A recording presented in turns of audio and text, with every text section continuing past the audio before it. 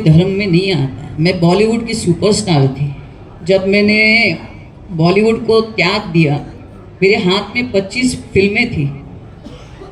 मैंने 40-50 फिल्में की। मैंने 200-300 कॉन्सर्ट्स किए। ये सबको मैंने छोड़ के, मैं कोई बुरी स्थिति में नहीं थी या मैं खूब बहुत दुख में नहीं थी कि मैंने संन्यास को या मैंने आध्यात्मिक जीवन का सफ़र तय किया। मैंने अपने खुशी खुशी आनंद युक्त अंतर मन से मैंने इसको स्वीकार किया। इसलिए मैं इसमें अग्रसर रही 23 साल तक। बॉलीवुड का करियर बहुत वीआईपी जैसा होता है। सब जगह मैं अगर गाड़ी से उतरती थी तो ड्राइवर मेरा दरवाज़ा खोलता था। बैठने से पहले कुर्सी मेरे नीचे होती थी। धूप जैसे ही आएगी तो छाता रखा जाता था। तो ये सब को मैंने छोड़ के और मैंने कड़क तपस्या की। अकेले मैंने गुरु और मेरे इष्ट देव है आदि शक्ति और महाकाल गणेश पूजा और जगत गुरु महेंद्र नंद तिवारी ने मेरी परीक्षा ली 2-3 दिन से कि मुझे कितना ज्ञान तप और ब्रह्म विद्या के बारे में क्या जानकारी थी, ये मुझे नहीं मालूम था। ये 3 दिन से मेरी तपस्या जो 23 साल की थी उसका इम्तिहान चल रहा था और मैं उसमें पूरी तरह उत्तीर्ण हो गई। मुझे कल से ही महामंडलेश्वर बनने का न्योता मिला था और मैं काफ़ी चीज़, देखिए 3 रास्ते होते हैं आध्यात्मिक जीवन के लिए। एक वामपंथी होता है, दक्षिणापंथी होता है और एक मध्यमपंथी रास्ता होता है। और लक्ष्मी नारायण त्रिपाठी जी इसी मध्यम रास्ते की महामंडलेश्वर है। मैंने जो 23 साल से ध्यान और तप मेरे गुरु द्वारा जो भी मुझे प्राप्त हुआ, मैं सबको आध्यात्मिक जीवन के द्वारा सबको स्वतंत्र करने आई हूँ। और मुझे लक्ष्मी नारायण त्रिपाठी से बेहतर कोई और संस्था मिली ही नहीं, सोच ही नहीं सकती थी। मैं सांसारिक जीवन में रहते हुए भी मैं चाहती थी स्वतंत्र से मैं अपना जीवन जीऊँ। मुझे बॉलीवुड में वापस नहीं आने का मैंने कभी, इसलिए मैंने 23 साल पहले बॉलीवुड को छोड़ दिया था। तो वापस जाने का कोई सवाल ही नहीं उठता।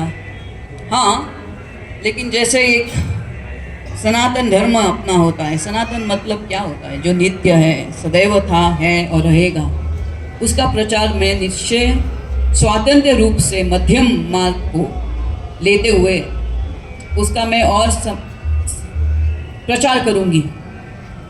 और मुझे इनसे और कोई दूसरा मुझे समझ में नहीं आया। इसलिए मैंने, आज शुक्रवार का दिन भी है, महागौरी का दिन है, प्लस ये जो कुंभ मेला है वो 144 साल के बाद इसका एक भयंकर और पुण्य योग है।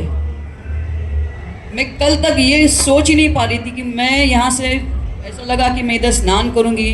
12 साल पहले आई थी, वो भी महाकुंभ था, आज भी पूर्ण कुंभ है और वो भी ऐसा योग जिसमें गुरु, सूर्य, शनि, ऐसे 4 ग्रह एक साथ उनका मिलन है। आज मैंने अपनी यात्रा विश्वनाथ मंदिर के लिए तय की थी, लेकिन उनके जो महा पंडित थे, जो मेरे जानकारी में थे, आज वो गायब हो गए। और कैसे गायब हो गए ये मैं नहीं समझ पा रही थी। और सुबह सुबह जैसे एक ब्रह्मा विष्णु महेश मेरे सामने आ गए। वो जगत गुरु महेंद्र आनंदगिरी महाराज और इंद्र भारती महाराज और एक उनके अनुयायी, ये तीनों मेरे सामने ब्रह्मा विष्णु महेश के स्वरूप आ गए। मुझे इनके पास वापस लेके गए और मैं ऐसी ही बैठी थी और आदि शक्ति ने जैसे मेरे अंतर मन में मुझे बोला कि आज शुक्रवार है, किस चीज़ का इंतज़ार तुम्हें है? मैंने कहा, मैं तो 23 साल से 23 साल मैंने तप किया, ध्यान किया, उसका सर्टिफिकेट तो बनता है तुम्हें। और किधर से भी मुझे बनना नहीं पड़ेगा, बिकॉज इनका ये जो महामंडलेश्वर का जो एक उनकी संस्था है, किन्नर अखाड़े की, ये पूरा स्वतंत्र है और मध्यम रास्ता है। इससे बेहतर रास्ता क्या हो सकता है। बस मैं अपने जो भी इनके संस्था और सनातन के लिए हो सकेगा, मैं उसके लिए समर्पित हूँ। मेरा जीवन कब से समर्पित है। मेरी जीवन शैली काफ़ी साल से इसलिए समर्पित है, लेकिन अभी मैं ज़्यादा मानव कल्याण के लिए मैं भ्रमण करूँगी, और जो भी मेरा धन होगा, जो भी जहाँ से मैं कमाई करूँगी, वो सब इनके चरणों में मैं समर्पित करूँगी, इनके संस्थान के लिए। धन्यवाद। शांति शांति शांति शांति शांत। हाँ पूछिए। अभिनय कला से सनातन की सेवा करने के लिए सोच रही है। अगर कोई धार्मिक कोई भी कार्य अगर बॉलीवुड में इनको ऑफर होता है तो किन्नर अखाड़ा इनको आज़ादी देती है कि धर्म के प्रचार प्रसार के लिए, जैसे अन्य भी कलाकार हैं, हेमा मालिनी है, अरुण गौली, सब लोग हैं, अलग अलग रूपों में देव देवताओं के संतों की वो करते आए हैं। और धर्म के प्रचार प्रसार के लिए अगर मीडिया का भी साथ इनको लेना पड़े तो ये ले सकती हैं। पूरी किन्नर अखाड़े से इनको आज़ादी है।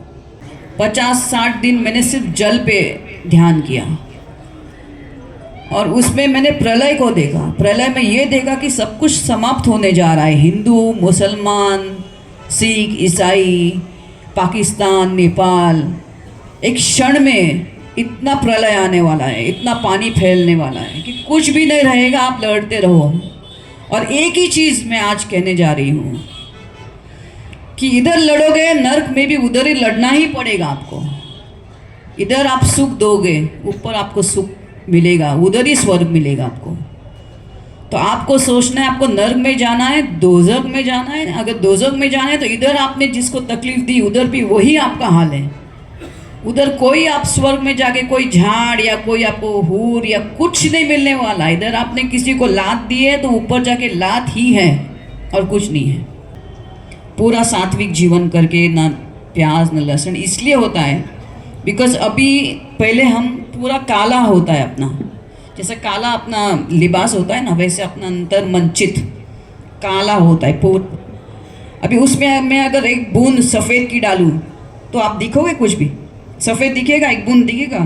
तो आपको पूरा पहले वो काला है ना, आपको पूरा क्लियर करने का है।